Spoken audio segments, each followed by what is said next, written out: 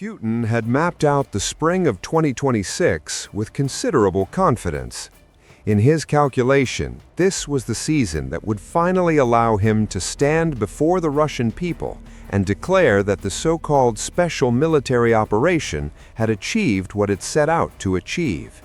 The pieces, he believed, were falling into place. The winter bombardment of Ukrainian energy infrastructure had been relentless. Russian forces had been quietly massing for months. The stage was set. It is not going according to plan. Ukraine has launched a counteroffensive that is pushing Russian forces back across multiple sectors of the front.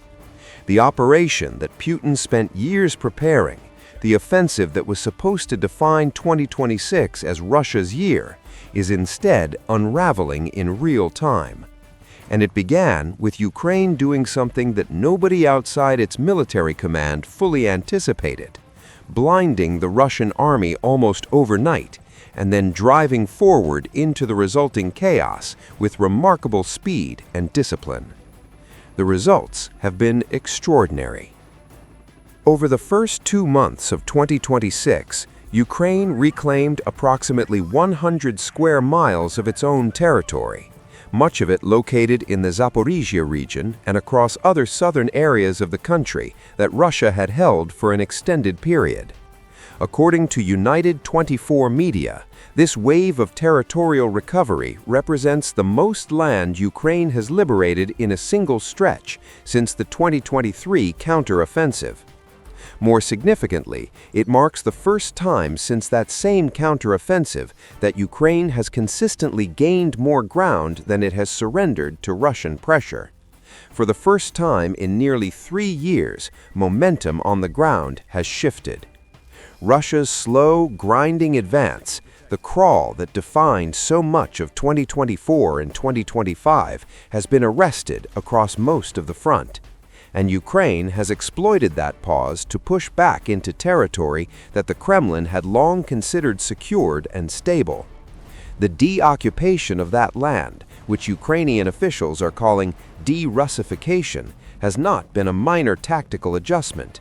It has fundamentally altered the dynamics of the war. A significant share of the credit for triggering this shift belongs to a decision made by SpaceX. For months, Russian forces had been covertly accessing the Starlink satellite communications network through illicit terminals smuggled to soldiers operating inside Ukrainian territory. The capability those terminals provided was substantial. Real-time coordination, battlefield awareness, and the ability for infiltrating units to remain connected to their command structure even while operating deep behind Ukrainian lines. That ended when SpaceX implemented a whitelist system for authorized Ukrainian terminals. The technical effect was immediate and automatic. Every unauthorized Russian terminal accessing the network went dark simultaneously. The communications architecture that Russian infiltrators had been quietly depending upon simply ceased to function. The consequences inside Russian lines were severe. Units that had embedded themselves in Ukrainian-held territory while waiting for reinforcement and resupply suddenly had no way to receive information, report their positions, or coordinate with the forces they were expecting to follow them. Isolated, disoriented, and operating without any awareness of the broader battlefield situation, those infiltrators became vulnerable in a way they had not anticipated. Ukrainian search and destroy teams moved quickly to exploit that vulnerability, systematically locating and eliminating Russian units that could no longer communicate their way out of danger. The result was a loosening of Russia's already fragile grip on large stretches of southern Ukraine and the opening Ukraine needed to begin its advance. The timing could not have been more damaging for the Kremlin. Putin and his inner circle had spent the better part of the past year planning a spring offensive that they expected to run through the summer and potentially deep into the autumn. The objectives were ambitious: striking the fortress belt in Donetsk, seizing additional territory across Ukraine's south, establishing conditions that would allow Russia to dictate the terms of any eventual negotiations from a position of strength. Instead, Russia's forces have been placed in a defensive posture they were never supposed to occupy at this point in the calendar. Rather than advancing, they are scrambling to hold ground. Rather than dictating the pace of operations, they are reacting to Ukrainian decisions. Ukraine's President Volodymyr Zelensky has confirmed publicly that the counteroffensive was designed with exactly this disruption in mind, to shatter Russia's spring plans before they could be executed. Even as Russia attempts to concentrate forces around key locations, such as the settlement of Huliai-Pol, it is doing so after absorbing 2 months of sustained losses that have left the operational plans drawn up in Moscow looking increasingly disconnected from the reality on the ground. This was supposed to be the spring that set Russia on the path to victory. What it has produced instead is a prolonged Ukrainian offensive that continues to liberate occupied territory at a pace the Kremlin cannot match. Russian military bloggers, typically among the most candid voices assessing the performance of their own forces, are now openly expressing alarm. The Institute for the Study of War, in its March 25th assessment of the conflict, reported that prominent Russian mill bloggers are publicly attacking the infiltration strategy that Russian commanders have relied upon throughout much of 2025 and continue to employ as the spring campaign begins. The core of their criticism is straightforward and damning. Small units sneaking through Ukrainian lines cannot produce the kinds of territorial gains that would constitute a meaningful military achievement. There can be no decisive results, these voices argue, without a fundamental restructuring of Russian force employment, specifically a return to larger mechanized assaults capable of overwhelming Ukrainian defensive positions through coordinated armored pressure rather than the slow, costly trickle of infiltrating infantry. One mill blogger offered an assessment that, while intended as criticism, inadvertently captured the scale of Russia's strategic problem with stark clarity. At current rates of advance, Russian forces would require approximately 100 years to seize the remainder of Ukrainian territory. The ISW's own independent analysis had previously arrived at a figure of 83 years, based on the pace of Russian advances recorded in February 2025. Neither figure represents a path to victory in 2026. Russia's attempt to directly counter Ukraine's southern advances has produced results that are equally discouraging for Moscow. According to an ISW report from March 22nd, Russian military command deployed Spetsnaz special operations forces into southern Ukraine with a specific mission: halt Ukraine's counteroffensive and reverse the gains that had accumulated over the previous 2 months. Those forces moved in the direction of Alexandriivka, one of the areas where Ukrainian advances had been most significant. They achieved nothing. The elite units that Putin dispatched to stop Ukraine's momentum have made no measurable impact on the front since their deployment. Russia continues to rely on the same infiltration tactics that Ukrainian forces have demonstrated a consistent and lethal ability to counter. Aerial reconnaissance remains inconsistent and unreliable, and not a single one of the territorial gains Ukraine has made over the past 2 months has been reversed. Putin sent his best. His best was not enough. Yet, even as his southern defenses crumble, Putin has not abandoned the spring offensive. He has instead ordered his already depleted forces to push forward against Ukrainian defensive lines in Donetsk and Zaporizhia, and the casualty figures generated by that decision are shattering records. Both President Zelensky and Armed Forces Commander-in-Chief General Alexander Syrsky have stated publicly that Russia's recruitment pipeline is no longer generating replacements fast enough to offset the losses being sustained at the front. On March 19th, The Telegraph reported that Russia had lost 1,710 soldiers in a single day, the highest single-day casualty figure recorded in 2026 to that point. Ukraine's unmanned systems forces accounted for approximately 900 of those losses over roughly a day of operations. The broader picture is equally grim for Moscow. According to ISW data covering the 4-day period between March 17th and March 20th, Russia lost 6,090 soldiers, an average of 1,520 casualties per day. The week beginning March 17th saw Ukraine inflict a total of 8,710 casualties on Russian forces across all sectors of the front. These are not the casualty figures of an army on the verge of a breakthrough. They are the figures of an army being fed into an operation it cannot afford. Russia's only response to this mounting attrition appears to be volume. More soldiers pushed into sectors where Ukrainian defenses have proven resilient. More assaults launched against positions that have already repelled previous attacks. More infiltration attempts into kill zones that Ukrainian drone operators have spent months carefully constructing and maintaining. During the first 10 days of March alone, Russian forces launched 1,400 assault operations. If that pace continues through the end of the month, the total will exceed 4,200, well above the monthly average of approximately 1,800 recorded between September 2025 and February 2026. The numbers confirm what Ukrainian commanders have been saying. The spring offensive has formally begun. What those numbers also confirm is that Putin has not changed his fundamental approach. The strategy remains what it has been: accept enormous casualties in exchange for incremental gains, and trust that Russian manpower reserves will outlast Ukrainian resistance.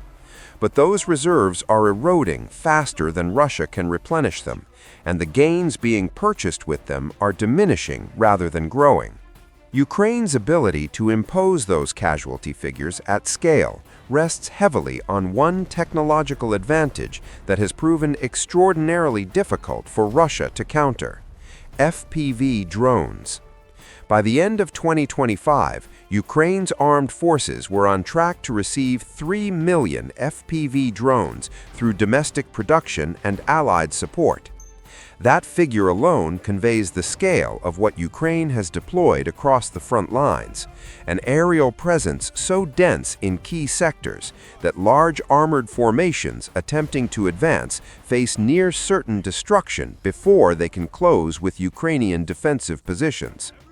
Russia has already lost more than 11,800 tanks and over 38,000 armored vehicles since the beginning of the war, according to Ukraine's Ministry of Defense. With those losses already accumulated and replacement stocks running low, committing what remains to frontal assaults against FPV-saturated terrain is an option Russian commanders cannot afford to exercise at scale. The result is a force increasingly confined to infiltration tactics that its own bloggers have identified as strategically insufficient. Small units attempting to slip through kill zones, establish footholds behind Ukrainian lines, and wait for support that the drones prevent from arriving. Ukraine has turned this tactic against Russia with devastating efficiency. Infiltrators who make it through the kill zones find themselves cut off from supplies, reinforcements, and communication. Ukrainian search and destroy teams then systematically eliminate them, and the territory they briefly occupied returns to Ukrainian control. The cycle has repeated itself across the southern front for 2 months. Putin's answer, as the spring offensive begins, is to continue sending forces into that same cycle. Behind the immediate battlefield situation lie deeper structural problems for Russia that no spring offensive can solve. Putin may be forced to deploy mobilized troops currently stationed in Crimea into active combat zones as early as April, according to RBC Ukraine. That decision would weaken Russia's defensive position in the illegally annexed peninsula at precisely the moment when Ukrainian strike capabilities, reaching deeper into occupied territory, are making every Russian military installation in the region more vulnerable. Ukraine's expanding capacity to hit targets far behind the front line is disrupting Russian command centers, logistics nodes, and the military infrastructure that sustains offensive operations. Medium-range strike drones are operating with increasing effectiveness against rear-area targets that Russian forces previously considered beyond the reach of immediate threat. The destruction of those nodes doesn't just inflict localized damage, it degrades the coordination and supply that Russian frontline units depend upon to sustain any kind of forward pressure. Russia's nascent attempt to rebuild its communications capability, the March 23 launch of 16 satellites for the Rosvet low Earth orbit broadband system being developed by Bureau 1440, offers little immediate relief. The Starlink constellation that SpaceX operates consists of more than 10,000 satellites providing comprehensive global coverage. 16 satellites, and even the hundreds more planned for future launches, represent a capability that falls categorically short of what Russian forces lost when illicit terminal access was terminated. Meanwhile, the Kremlin's decision to ban the use of Telegram on frontline positions has compounded the communications vacuum, removing one of the few remaining informal channels through which soldiers could share information and coordinate under difficult conditions. The picture that emerges from the opening months of 2026 is not the one Putin drew for himself when he ordered preparations for this spring campaign. Russia's spring offensive has stumbled before it found its footing. The forces designated to drive it forward have instead been absorbed defending against Ukrainian pressure. The elite units dispatched to reverse Ukraine's gains have accomplished nothing. The casualty figures accumulating in the early weeks of the campaign are unsustainable at any pace that produces meaningful territorial results. And the structural advantages Ukraine has built in drone density, in communications capability, in the ability to strike deep into occupied territory show no sign of eroding. The ISW's assessment is direct. The spring offensive will not achieve what Putin genuinely needs it to achieve. The fortress belt in Donetsk will survive 2026. The most realistic outcome Russia can hope for is a collection of marginal tactical gains purchased at a cost that further depletes an already strained military. Putin is pressing forward anyway. He has ordered forces into an offensive that his own military bloggers have already declared strategically bankrupt. He is repeating tactics that Ukraine has spent months learning to destroy. And he is doing it while Ukraine's de-Russification campaign continues to reclaim the territory that Russian soldiers died to hold. The spring offensive was supposed to be Russia's moment.